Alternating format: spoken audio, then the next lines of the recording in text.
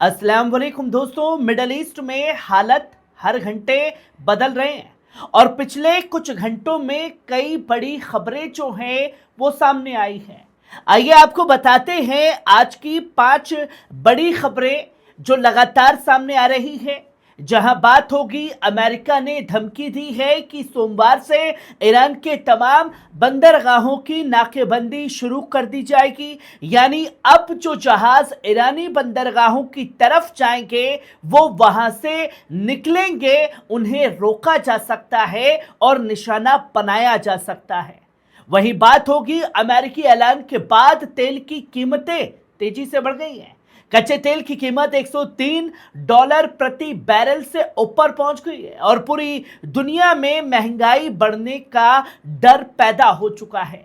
वही बात होगी, सीज़फायर के बाद ईरान के लोगों को कुछ राहत तो मिली, लेकिन मुल्क की माशी हालत अब भी बेहद खराब बताई जा रही है।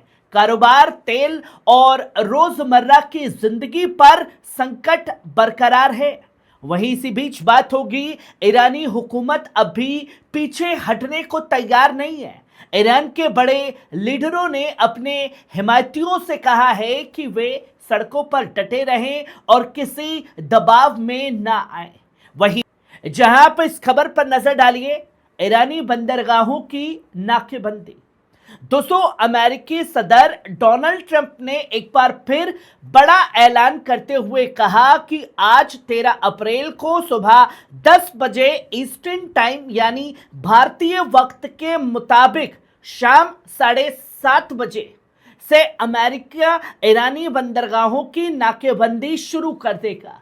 दोस्तों, ट्रंप ने अपने सोशल मीडिया प्लेटफॉर्म पर लिखा है कि अमेरिका उन तमाम जहाज़ों को रोकेगा जो ईरानी बंदरगाहों की तरफ जा रहे हैं। अब दोस्तों सोचिए, ये सुपर पावर अमेरिका है जो ये कहता फिर रहा था कि मेरी बात मानो वरना बम मार दूंगा, और अपनी ताकत पर इतना घमंड वो 40 दिनों में चकनाचूर हुआ। तो जब कोई स्ट्रेटजी खुद की नहीं बची, जो स्ट्रेटजी बना रहे थे कि हम ईरान में घुसेंगे, हम ये करेंगे, हम वो करेंगे, अब ढाक के 3 पात, और जब ढाक के 3 पात हुए तो अब आ गए हैं ईरान की स्ट्रेटजी पर ही काम करने के लिए।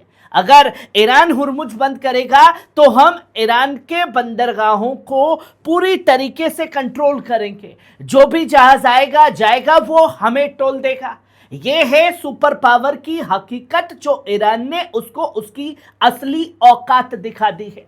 वहीं आप अगली खबर देखिए, डेमोक्रेटिक सेंटिनल ने ट्रंप पर बड़ा हमला बताया है। दोस्तों, डोनाल्ड ट्रंप इस वक्त बुरी तरीके से पगला चुका है। एक होती है बौखलाहट, दूसरी होती है पगलाहट।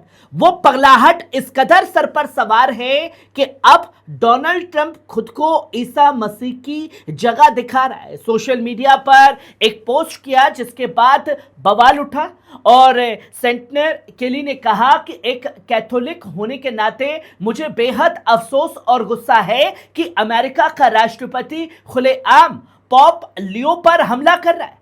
उन्होंने ट्रंप के रवैये को बेहद शर्मनाक बताया है। नाज़रीन, सेनेटर केली ने यह भी कहा कि ईरान की जंग में अमेरिकी फौजियों की मौत और जख्मी होने की खबरों के बाद ट्रंप अब हर उस शख्स पर हमला कर रहे हैं जो उनसे इख्तलाफ रखते हैं। दोस्तों, ये है हकीकत। ना सच को पचा पा रहे हैं, ना हजम कर पा रहे हैं, जो साफ तौर पर यह दिखा रहा है कि भैया जो मैं कहूंगा वही मानोगे, अगर कोई मेरी मुखालफत करेगा तो मैं उसको भी निशाना बनाऊंगा। पहले बात सिर्फ ईरान के सुप्रीम लीडर तक थी तो दुनिया खामोश थी, पर आज जब बात खुद के धर्मगुरुओं पर आ गई है तो बौखलाहट शुरू हो गई है। इसी बीच आप अगली खबर देखिए, मिडल ईस्ट से इस वक्त एक बेहद अहम और खतरनाक खबर भी सामने आई है। खाड़ी के मुल्क अब ये मानकर तैयारी कर रहे हैं कि हुरमुज की खाड़ी शायद लंबे वक्त तक बंद रह सकती है। 1-2 साल, 3 साल, 5 साल, 10 साल, तनातनी बल्कि लंबे संकट को, डर को बढ़ा रही है। दोस्तों, यूनाइटेड स्टेट का दावा है कि उसके 2 नौसैनिक जहाज हुर्मुज की खाड़ी में दाखिल हुए हैं और उन्होंने पानी में बिछाई गई बारूदी सुरंगों को हटाया है।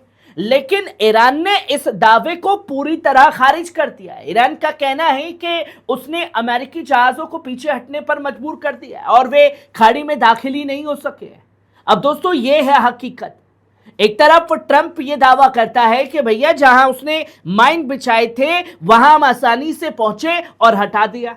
यहीं से सवाल खड़ा हो जाता है। वो सवाल ये खड़ा हो रहा है कि अगर आप माइन वाली जगह पर कदम भी रखा तो एक ब्लास्ट होता, धमाके में सब कुछ तबाह होता, पर धमाके की खबरें जो तमाम एजेंसी वहां मौजूद है वो आई नहीं। तो आप उस जगह पर गए ही नहीं हैं जो ईरान ने दावा किया कि पहले ही पीछे खदेड़ दिया गया है। यह तस्वीर लोगों के सामने है। और सऊदी अरब, यूनाइटेड स्टेट अमीरात, यूएई इराक को धमका रहे हैं कि भैया आपकी तरफ से आने वाले ड्रोनों को बोलो कि अपनी हद में रहे, क्योंकि अगर हमारे बाप पर अटैक होगा तो हमें कोई बड़ा कदम आपके खिलाफ उठाना पड़ सकता है। ये चेतावनी इराकी रेजिस्टेंस के लिए दी है। इराक की हुकूमत को धमकाते हुए अमेरिका और ईरान के बीच किसी समझौते का इंतजार नहीं कर रहे हैं। उन्होंने अपने अपने रास्ते तलाशने शुरू कर दिए हैं। सऊदी अरब ने ऐलान किया है कि उसने अपनी ईस्ट वेस्ट पाइपलाइन को पूरी क्षमता के साथ दोबारा चालू कर दिया है। इस पाइपलाइन से हर दिन करीब 70 लाख बैरल तेल भेजा जा सकता है। दोस्तों, सऊदी अरब ने अपने पूर्वी हिस्से में मौजूद मनीफा ऑयल फैसिलिटीज को भी फिर से पूरी तरह शुरू कर दिया है, जहां से हर दिन करीब 3 लाख बैरल तेल निकलता है। जो तस्वीरें दिखाने और बताने की कोशिश है, क्योंकि बात सिर्फ अमेरिका ईरान की नहीं है, खाड़ी देश भी इसमें मौजूद है। आम जहाज और तेल के टैंकर बहुत कम दिखाई दे रहे हैं। इसके बजाय हर मुल्क इस बात की तैयारी कर रहा है कि अगर हुर्मुज की खाड़ी लंबे वक्त तक बंद रही और वॉशिंगटन और तेहरान के बीच कोई समझौता नहीं हुआ तो पूरी दुनिया को एक बड़े तेल और आर्थिक संकट का सामना करना पड़ सकता है, जिसके लिए खुदाई करके पाइपलाइन बिछा दी गई है। पर लोगों को शायद ये मालूम नहीं कि जिस जगह पर खुदाई हुई पाइपलाइन तक भी ड्रोन और मिसाइलें पहुंच सकती है। अगर अमेरिका अपनी हरकतों से बाज नहीं आया या इन खाड़ी देशों ने अमेरिका के बेसिस को खाली नहीं करवाया। वहीं आप अगली खबर देखिए, हुर्मुज की खाड़ी में जहाजों की आवाजाही एक बार फिर रुक गई है। समुद्री जानकारी देने वाली कंपनी लियोड लिस्ट का कहना है कि जो जहाज धीरे धीरे आगे बढ़ रहे थे उन्होंने भी अब अपना रास्ता रोक लिया है। दोस्तों, रविवार तक कुछ जहाज कम तादाद में हुर्मुज से गुजर रहे थे। कई शिपिंग कंपनियां ये उम्मीद कर रही थी कि सीज फायर की वजह से हालात कुछ बेहतर होंगे और वे अपने जहाज को खाड़ी से बाहर निकाल पाएंगे। दोस्तों, शनिवार को कुछ तेल के टैंकर हुर्मुज से निकलने की कोशिश करते भी दिखाई दिए, लेकिन जैसे ही ट्रंप ने नाकेबंदी का ऐलान किया उसके बाद तमाम आवाजाही लगभग थम गई है। अब असल सवाल यह नहीं कि जिम्मेदार कौन है जो तबाही बर्बादी हो रही है। असल सवाल यह है कि आखिरकार ट्रंप के सर पर जो पागलपन सवार है वो थमेगा कब। अचानक वापस जहाज मुड़ रहे हैं जो अपनी जगह पर पहुंचने वाले थे। अब पूरी दुनिया की नजर इस बात पर है कि अगर ये हालत ऐसे ही रहे तो तेल कारोबार और सप्लाई पर कितना बड़ा असर इन तमाम चीजों का पड़ता हुआ दिखाई देगा, जो तस्वीरें दुनिया के सामने हैं। दोस्तों, ये थी मिडल ईस्ट की कुछ अहम खबरें। आपको कैसी लगी कमेंट बॉक्स में आकर के अपनी राय जरूर दीजिएगा। शुक्रिया।